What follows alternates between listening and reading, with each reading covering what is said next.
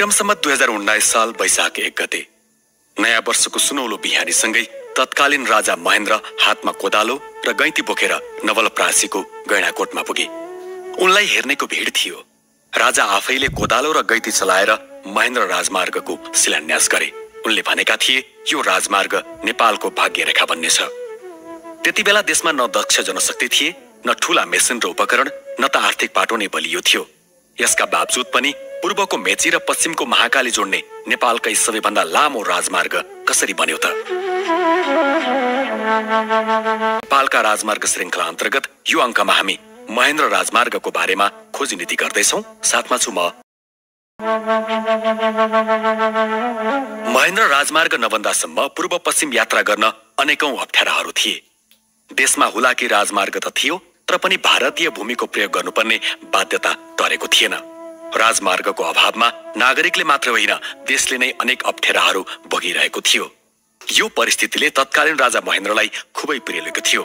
उनले पूर्वको मेचीदेखि पश्चिमको महाकाली जोड्ने राजमार्ग निर्माण गर्ने महत्वाकांक्षी योजना बनाए। विभिन्न राजनीतिक कठिनाइका बीचमा आफूले शासन सत्ता हातमा लिएको 1 वर्षपछि अर्थात् विक्रम सम्वत 2018 सालमा जति सक्दो छिटो राजमार्ग निर्माणको काम अघि बढाउन भन्दै सम्बन्धित निकायलाई कार्ययोजना बनाउन निर्देशन दिए। नेपालका नागरिकले आफ्नै देशभित्र रोकटोक बिना आवत जावत गर्नको लागि र देश विकासको लागि आफ्नै राजमार्ग चाहिन्छ भन्ने कुरामा उनी दृढ थिए। तर पूर्वदेखि पश्चिमसम्म राजमार्ग बनाउन उनले सोचे जस्तो सहज थिएन। देशमा राजनीतिक अस्थिरता थियो, अन्तर्राष्ट्रिय सहयोग ल्याउने अनुकूल वातावरण थिएन। त्यसैले राजमार्ग बनाउने प्रयास निरर्थक हुने बुद्धिजीवीहरूको तर्क थियो।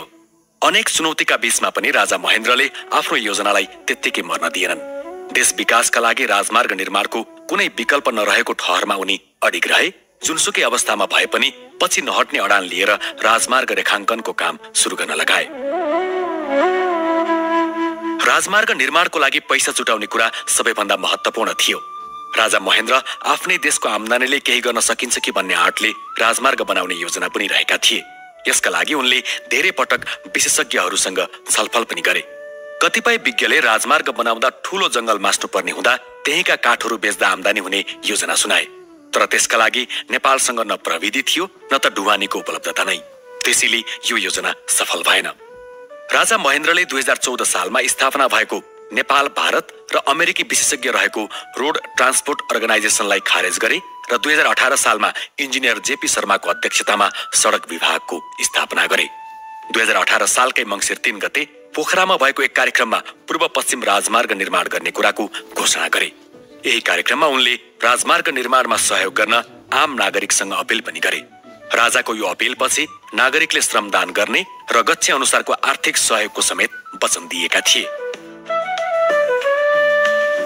राजमार्ग बनाउन राजा महेन्द्रले आफू अध्यक्ष र यातायात तथा सञ्चार मन्त्री उपाध्यक्ष रहने गरी पूर्व पश्चिम राजमार्ग केन्द्रीय समितिको स्थापना गरे। यो समितिको स्थापनासँगै देशभित्र र बाहिरबाट सहयोग जुट्न थाल्यो। विक्रम सम्वत 2019 साल वैशाख 1 गते नयाँ वर्षको सुनौलो अवसर पारेर राजा महेन्द्र नवलपरासीको गैँडाकोट पुगे। आफ्नै हातले कोदालो र गैँती चलाएर पूर्व पश्चिम राजमार्गको शिलान्यास गरे। सडकको शिलान्यास गर्दै उनले भनेका थिए यो सडकले राष्ट्रिय एकताको भावनाबाट मुलुकको प्रत्येक भागलाई मजबुत गरी जोड्नेछ। भावी सन्ततिका लागि पनि यो राजमार्ग लाभदायी सिद्ध हुनेछ।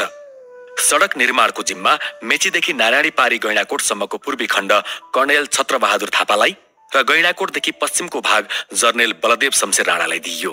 राजाको योजना अनुसार नै सबैभन्दा पहिला तराई खण्डमा सडक खन्न थालियो। नेपालसँग त्यो बेला न प्राविधिक पक्ष बलियो थियो, न त आर्थिक पक्ष नै। दक्ष जनशक्तिको अभाव पनि उस्तै भयो। बाटो बनाउँदै जाँदा नदी र खोलानाला भएका क्षेत्रमा समस्या र चुनौतीहरू बढ्दै गए। अनेक समस्याका कारण राजमार्ग निर्माणको काम बिचैमा रोक्नुपर्ने स्थिति आइपुग्यो। त्यसपछि राजा महेन्द्रले जसरी भए पनि विदेशी सहयोग जुटाउने निधो गरे। केही विशेषज्ञसँगको छलफलपछि राजमार्ग निर्माणका लागि दाता राष्ट्रहरूसँग छलफलमा अघि बढ्ने निष्कर्ष निस्कियो। सुरुमा नेपालले भारतसँग आर्थिक तथा प्राविधिक सहयोगको प्रस्ताव राख्यो, तर भारतले चासो देखाएन। भारतले व्यवस्था गरेपछि तत्कालीन सोभियत संघ अर्थात् रुससँग कुरा भयो। सोभियत संघले नेपालको प्रस्तावलाई सहर्ष स्वीकार गर्दै पतलैयाबाट ढल्केवरसम्मको सडक खण्ड निर्माण गर्ने प्रतिबद्धता जनायो। चीन र अमेरिकी सरकार पनि नेपाललाई सहयोग गर्न तयार भए। अमेरिकाले पथलैया हुँदै नारायणघाटसम्मको सडक खण्ड बनाइदिने प्रस्ताव राख्यो। अमेरिकाको प्रस्तावमा भने सडक ग्राभेल मात्र गरिदिने गरी सम्झौता भयो। चीनले पनि जनकपुरदेखि झापासम्मको सडक खण्ड बनाइदिने प्रतिबद्धता जाहेर गर्यो। चीन सरकारले नेपालको सडक निर्माणमा आर्थिक तथा प्राविधिक सहयोग गर्ने र त्यसका लागि बजेट समेत छुट्याइसकेको जानकारी तत्कालीन श्री 5 को सरकारलाई गराएको थियो। तर यहाँ भने बीचमा भारत आयो। आफ्नो देशको सीमा नजिकै आएर चीनले सडक बनाउने कुरा भारतलाई स्वीकार्य भएन। चीनसँग भएको सम्झौताको पुनरावलोकन गर्न भारतले पटक पटक दबाव दिइरह्यो। भारतको दबावलाई नेपालले गम्भीर रूपमा नलिएपछि धम्की नै दियो। नेपालमा कडा नाकाबन्दी हुन सक्ने चेतावनी आएपछि बल्ल नेपालले वैकल्पिक बाटो रोज्यो। ढल्केवरबाट झापासम्म सडक बनाउन राजी भएको चीनलाई नौबिसे पोखरा सडक खण्ड बनाउने गरी राजी गराइयो। अन्त्यमा ढल्केवरबाट झापासम्मको बाटो भने भारतले नै बनाइदियो। नारायणगढ बुटोल सडक खण्ड बेलायतले बनाइदिने सम्झौता गर्यो। राजकीय भ्रमणमा तत्कालीन सोभियत संघ पुगेका बेला राजा महेन्द्रले राजधानी मस्कोमा सोभियत संघका प्रधानमन्त्रीसँग कुरा गर्दै ढल्केवर पथलैया सडकलाई 4 लेनको बनाउन सकिन्छ कि भनेर आफ्नो प्रस्ताव राखेका थिए। तर सोभियत संघका प्रधानमन्त्रीले तपाईको देशमा यही सडक पनि बढी हुने भन्दै 4 लेनको बनाउन इच्छा जनाएनन्। 2028 साल माघ 17 गते राजा महेन्द्रको अचानक मृत्यु भयो। उनको मृत्युपछि पनि पूर्व पश्चिम राजमार्ग बनाउने यो अभियान रोकिएन। बुटवलबाट पश्चिमको कोहलपुर बनबासासम्मको सडक पनि भारतले नै निर्माण गरिदिने सम्झौता गर्यो। हेटौडा नारायणगढ सडक खण्ड पनि एसियाली विकास ब्याङ्कसँग ऋण लिएर सम्पन्न भयो। राजा महेन्द्रले तयार पारेका आधारशिलामा निर्माण भएकाले राजमार्गको नाम समेत उनैको नामबाट महेन्द्र राजमार्ग राखियो। यसरी अनेकौं चुनौतीका बावजुद 2033 सालमा नेपालमा पूर्व पश्चिम राजमार्गको निर्माण सम्पन्न भयो। तर निर्माण सम्पन्न भएको मिति भने विभिन्न दस्तावेजमा फरक पाइएको छ। महेन्द्र राजमार्ग बनेसँगै आफ्नै देशभित्र एक ठाउँबाट अर्को कुनै ठाउँमा जान भारतीय भूमि हुँदै जानुपर्ने बाध्यताको अन्त्य भयो। राजमार्गको निर्माणपछि पूर्वको मेचीदेखि पश्चिमको महाकालीसम्मै राजमार्ग छेउछाउमा कैयौं ठाउँको मुहार फेरियो। अब भने राजमार्गका बारेमा केही तथ्यगत कुरा सुनौ। महेन्द्र राजमार्गको जम्मा लम्बाइ 1027.67 किलोमिटर छ। यो राजमार्गको सबैभन्दा धेरै भाग कैलाली जिल्लामा पर्छ भने सबैभन्दा कम अर्घाखाँची जिल्लामा पर्छ। तराईका जिल्लाहरूमा महेन्द्र राजमार्गले नछुने जिल्ला पर्सा हो। पर्सा बाहेक तराईका अन्य सबै जिल्लालाई यस राजमार्गले छोएको छ। पहाडी जिल्लामा भने मकवानपुर र अर्घाखाँचीलाई यो राजमार्गले छोएको छ। महेन्द्र राजमार्गले पूर्वको मेचीदेखि पश्चिमको महाकालीसम्म जम्मा 22 वटा जिल्लालाई छुन्छ।